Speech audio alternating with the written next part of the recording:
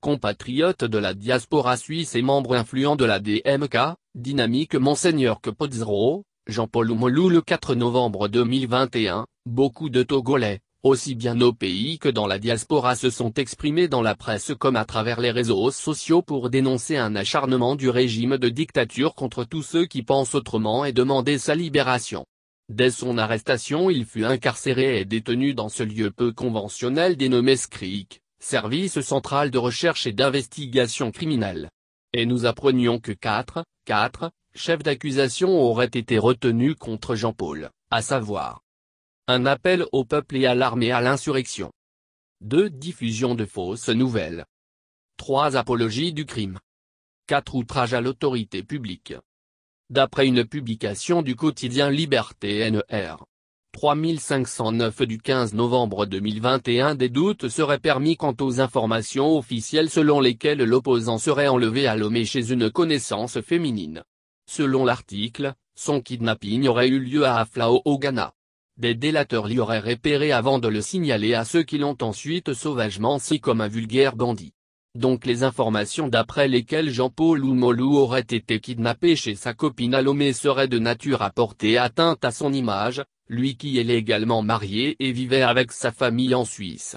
Et des images de Jean-Paul Oumolou le montrant avec un œil boursouflé qui avaient circulé sur les réseaux sociaux ne pouvaient pas laisser conclure à 100% qu'il s'agissait d'une blessure survenue pendant son brutal enlèvement, ou suite à des séances de torture, comme les méthodes musclées de travail au SCRIC nous en avaient habitués.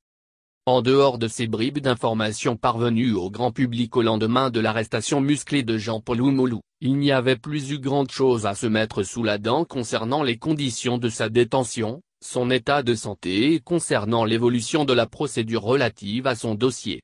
Surtout des rebondissements comme l'arrestation des journalistes Ferdinand Haïté, Joël Ega, Defo Katakou, libéré entre-temps et placé sous contrôle judiciaire, et d'Isidore Kouonou, également placé sous contrôle judiciaire, sont venus enrichir l'actualité de telle sorte que la détention de notre compatriote Oumolou semble être reléguée au second plan.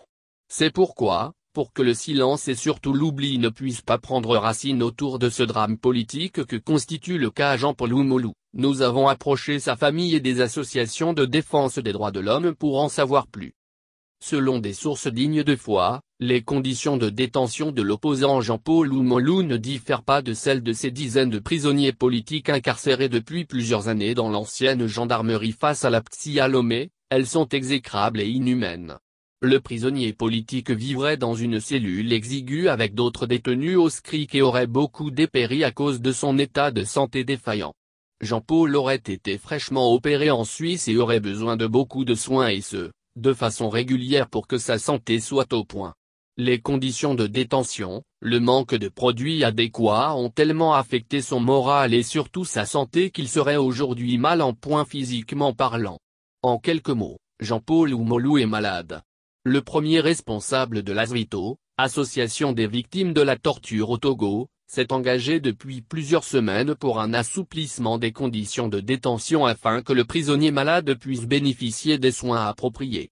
À cet effet l'ASVITO aurait pris langue avec son médecin traitant en Suisse et obtenu de ce dernier des documents attestant de la santé fragile de l'activiste, et de la nécessité de le suivre de près. Jean-Paul Oumolou reçoit certes des repas de sa famille, mais les conditions de plus en plus difficiles de détention et le fait qu'il soit malade ont eu pour conséquence la perte de morale et d'appétit, donc il s'alimente de moins en moins. Parmi les associations de la société civile et de défense des droits de l'homme qui s'intéressent à la situation des prisonniers politiques en général et de Jean-Paul Oumolou, il y a, entre autres, le REJADD, Réseau des jeunes africains pour la démocratie et le développement, et l'ASVITO comme nous l'avons mentionné plus haut. Le combat de l'ASVITO consiste aujourd'hui à faire transférer l'opposant prisonnier à la prison civile de Lomé qui, certes n'est pas un hôtel 5 étoiles, mais beaucoup mieux que le SCRIC où les geôliers ne sont que des militaires, et où la visite des responsables d'associations aux prisonniers n'est pas toujours facile. Rappelons qu'il existe beaucoup d'autres associations de défense des droits de l'homme qui se battent pour la libération de tous les prisonniers politiques dont Jean-Paul Oumolou, que nous n'avons pas pu contacter. Il existe également des groupes de soutien à Jean-Paul Oumolou dans la diaspora qui sont à l'origine des vidéos circulant sur les réseaux sociaux, condamnant sa détention et appelant à sa libération. Des points de presse sont régulièrement organisés dans presque tous les pays de la diaspora européenne pour informer l'opinion sur la situation des droits de l'homme au Togo de façon générale, et pour appeler à la libération des prisonniers politiques dont notre compatriote de la diaspora suisse. Des amis, soutiens et autres bonnes volontés en faveur de Jean-Paul Oumolou organisent au moins une fois par semaine une conférence téléphonique pour faire le point sur la situation des prisonniers politiques dans notre pays, sur l'évolution de la situation concernant sa détention au SCRIC, et sur les voies et moyens pour lui venir en aide. Comme nous l'avons décrit dans le texte, les conditions de détention de notre compatriote Jean-Paul sont celles qui ont malheureusement cours dans les centres de détention surtout pour prisonniers politiques au Togo, déshumanisantes.